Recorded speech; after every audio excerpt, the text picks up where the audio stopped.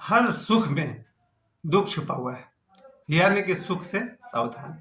मैंने अपने जीवन में ऐसा कोई सुख देखा ही नहीं है जिसके पीछे दुख नहीं छिपा हुआ है। और दुख आता ही है सुख में छिप करके। और मैं दो तरह के सुख को बहुत ज्यादा भोग चुका हूँ और उसका दिया हुआ दुख भी भोग चुका हूँ। एक है भोजन करने का सुख और दूसरा है काम का सुख। काम अर्थात काम वासना की मैं बात कर रहा हूँ। अब यहाँ पर बहुत सारे लोग हैं जो मुझसे बड़े हैं या मुझसे छोटे हैं, इसलिए ज़्यादा मैं नहीं कर सकता हूँ। इसलिए मैं भोजन के माध्यम से समझा सकता हूँ कि जब जब मैंने सुख चाहा है, तब तब मैंने दुख पाया है। ऐसा कोई सुख नहीं, सुबह से लेकर शाम तक कहीं भोजन का सुख। आज 26 जनवरी था, कहीं गया तो कहीं बूंदिया खाने को मिला, कहीं गया तो मिक्सचर खाने को मिला और बहुत कुछ खाने को मिला। उसके बाद क्या हुआ?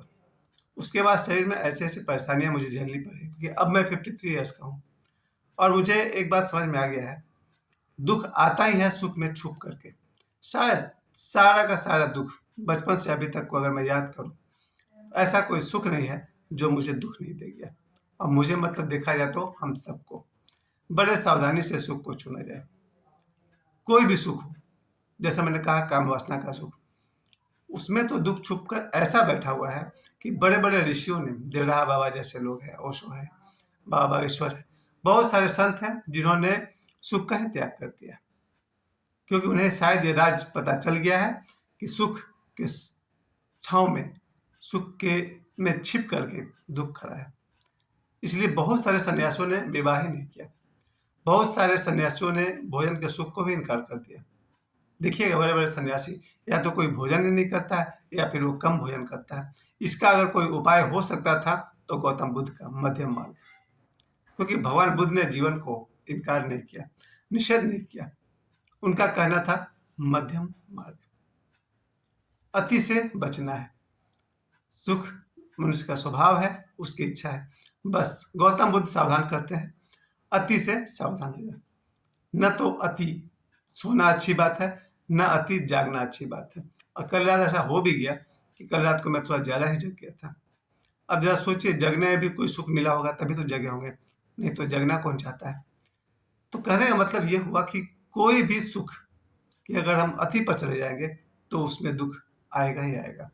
गौतम बुद्ध ने ठीक मध्य में लेकर के लाए और भगवान बुद्ध का मध्यम मार्ग कहता है, न ज़्यादा सोना चाहिए, न ज़्यादा जगना चाहिए, न ज़्यादा भोजन करना चाहिए, न कम भोजन करना चाहिए। हर जगह, चाहे वो प्रेम की बात हो, काम वासना की बात हो, बिज़नेस की बात हो, रुपए पैसे की बात हो, किसी भी मार्ग पर चलिए, मध्यम मार्ग सदा उत्तम है। और सुख की कामना छोड़ सके, ये तो दुनिया का सबसे बड़ा पुरस्कार है। देखा जाए तो भगवान कृष्ण या उनकी भगवत गीता यही एक बात हमें सिखाती है कि सुख की कामना से बचना है। यानी कि सुख की कामना का कोई अगर त्याग कर दे तो बड़ा आश्चर्य की बात है कि जिस किसी ने भी सुख के कामना का त्याग किया, वही संसार का सबसे सुखी आदमी हुआ है। बहुत मुश्किल है समझना। जिस व्यक्ति ने सुख के कामना का त्याग कर दिया, उससे बड़ा सुखी धरती पर कोई भी नहीं है। तो ऐसे बहुत सारे माता-पिता हैं जिन्होंने अपने बच्चों से सुख की आशा छोड़ दी, सुख की कामना छोड़ दी और मुझे लगता है कि वही सबसे सुखी माता-पिता है। ऐसे बहुत सारे लोग हैं जिन्होंने भोजन से सुख पाने का की कामना छोड़ दिया, वही सबसे सुखी है। बहुत सारे लोग हैं जिन्होंने काम वासना में जो सुख मिलता है उसका त्याग कर दिया, वही सबसे सुखी है। लेकिन ये जीवन मिला है तो इंद्रधनुष की तरह मिला है। इस जीवन की जो सतरंगी जीवन है, भगवान करे कि हम सबके जीवन में सुख हो, लेकिन मध्यम मार्ग, हमेशा मध्य में रहना है, जो मैं आज तक नहीं कर पाया। मुझे ईश्वर ने बहुत बार मौका दिया जब भोजन इतना तरह का मेरे सामने आता था कि लोभवश मैंने ज़्यादा भोजन किया और नतीजा बीमार पड़े। तब मैं भूल जाता हूँ भगवान बुद्ध की बात कि मध्यम मार्ग सदा उत्तम है। और वही बात काम वासना के विषय में भी थी, चाहे विवाह के पहले या विवाह के बाद। काम वासना का सुख का जिसने त्याग कर दिया, उससे बड़ा सुखी कोई भी नहीं है। या फिर भगवान बुद्ध का मध्यम मार्ग सदा उत्तम है।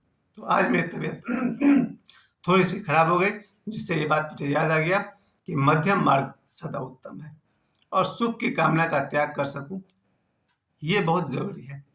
आनंद कुछ और होता है। गौतम बुद्ध सुखी हैं ऐसा नहीं कहा सकता है, गौतम बुद्ध आनंदित हैं। आनंद कुछ और है, वो न सुख है और न दुख है। सुख दुख के पार जो है वही आनंद है। तो आज मैं ज्यादा नहीं कह पाऊंगा, इतना ही कहूंगा, सुख से सावधान, क्योंकि हर सुख में दुख छिपा हुआ है। आनंद कुछ और है, वो सुख और दुख के पार है। धन्यवाद।